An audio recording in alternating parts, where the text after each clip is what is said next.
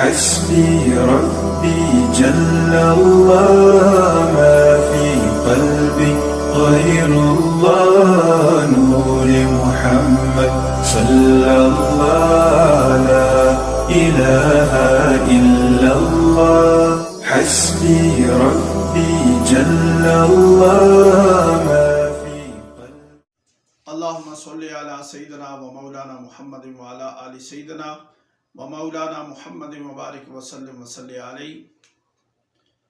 حضرت ابو ہریرہ رضی اللہ تعالیٰ عنہ سے روایت ہے کہ نبی کریم صلی اللہ علیہ وآلہ وسلم نے فرمایا، کیا تم سمجھتے ہو کہ میرا منہ ادھر قبلے کی طرف ہے؟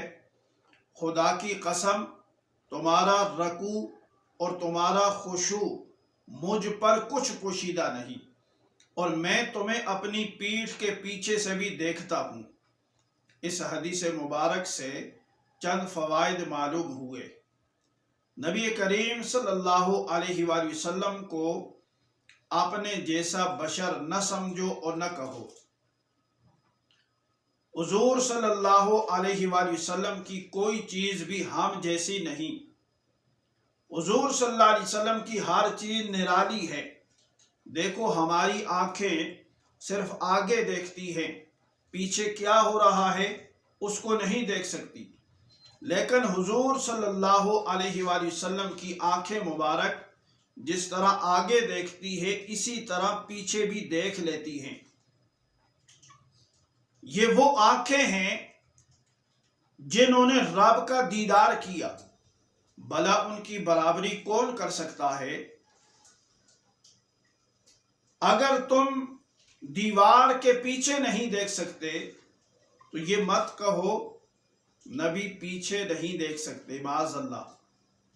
ان کو اللہ تعالیٰ نے وہ طاقتیں عطا فرمائی ہیں جو ہمیں عطا نہیں فرمائی۔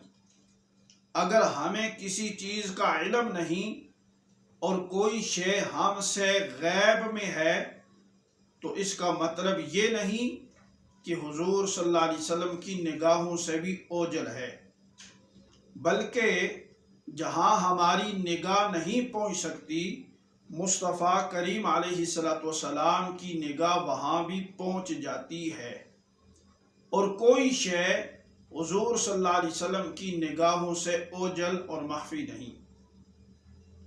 خشوع اور خضوع دل کی ایک کیفیت کا نام ہے جس تک عام انسان کی نگاہ نہیں پہنچ سکتی۔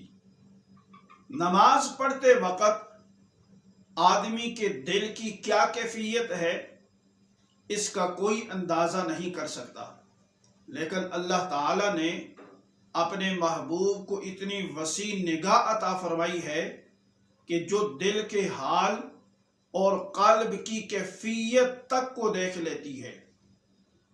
اسی لیے ہمارا عقیدہ ہے کہ ہم حضور صلی اللہ علیہ وسلم کی بارگاہ میں دل سے جو فریاد کرتے ہیں حضور صلی اللہ علیہ وسلم اس کو جان بھی لیتے ہیں اور فریاد رسی بھی فرماتے ہیں۔ اور یہ بھی ثابت ہو گیا کہ خشوع اور خضوع جیسی خفیہ چیز اور دل کی کیفیت جب نبی کی نگاہوں سے پوشیدہ نہیں، پھر دنیا کی اور کوئی شے نبی کی نگاہ سے کب مخفی رہ سکتی ہے؟